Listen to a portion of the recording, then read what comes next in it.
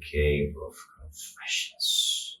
Of course, because this is my guys, and I'm going to read to you some quotes from Chronopolis. And based on that, you are going to confess something.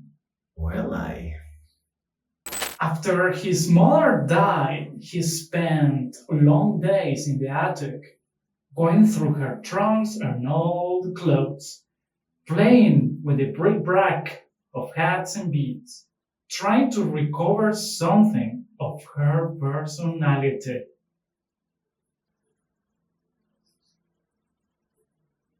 there are things that we would like to hold dear to us as constitutive of our beings and the things that we do and the decisions we make. But sometimes we lose them. Sometimes the memories of whatever we believed at one time was precious abandon us, forsake us, and whatever nostalgia remains is nothing but a silly, meaningless try to return to the idea of a better time to which we will never get access to ever again.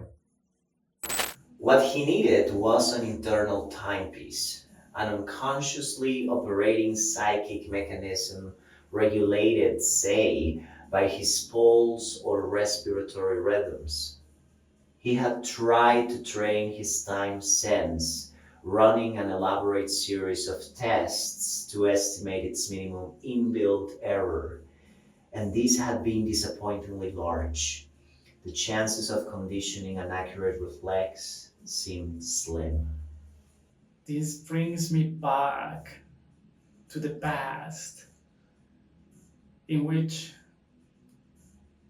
I look for absolute control of everything around me, just in order to have this feeling of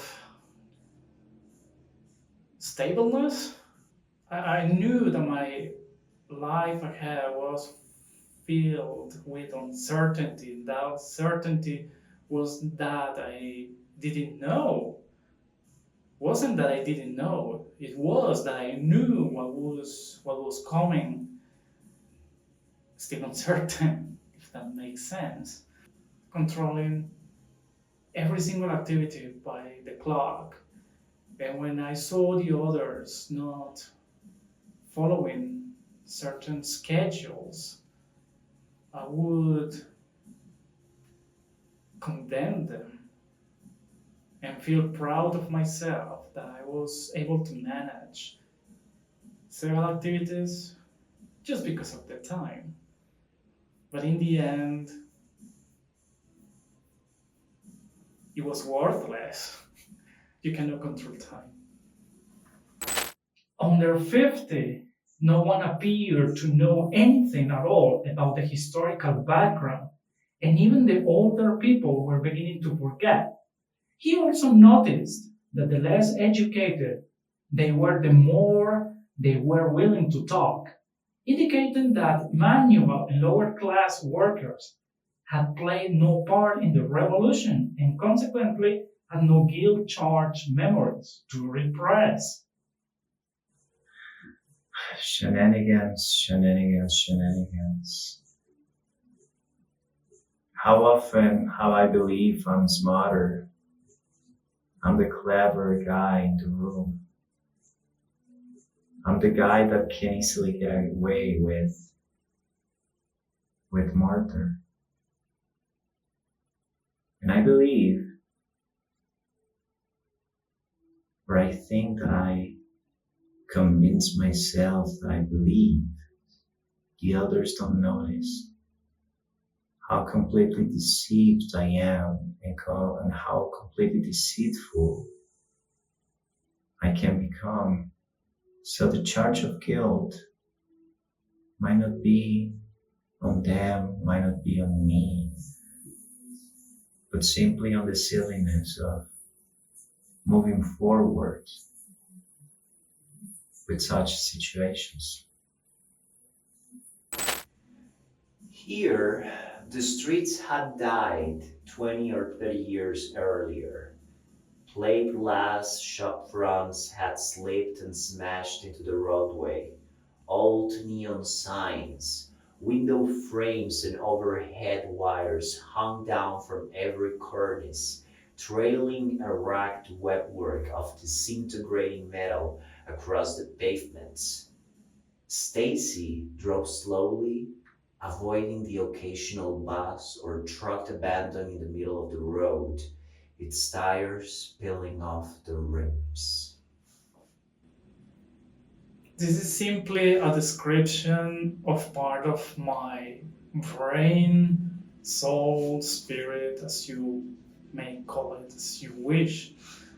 Every now and then, I have this vision of walking inside me, and that's what you see: abandoned places,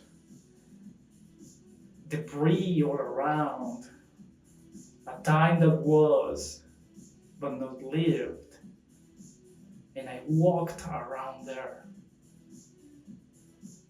surrounded by darkness, but pretty comfortable. I had a dream recently in which I was like simply wandering around a brutalist building, and I could smell and feel death around, but it was not menacing. There was complete obliteration there, but I just walked around like observing, like a visitor, a tourist, just enjoying the view. I don't know if this is wrong, bad, or whatever it is, but I just walked there. Maybe it was my actually walking inside me when I was dreaming, sleeping. But yeah, that's what I see sometimes inside myself.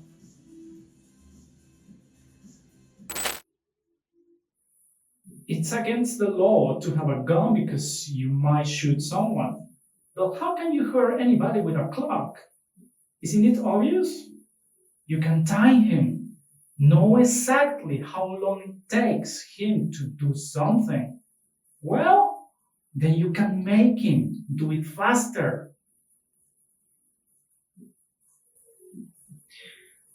How damaging we can be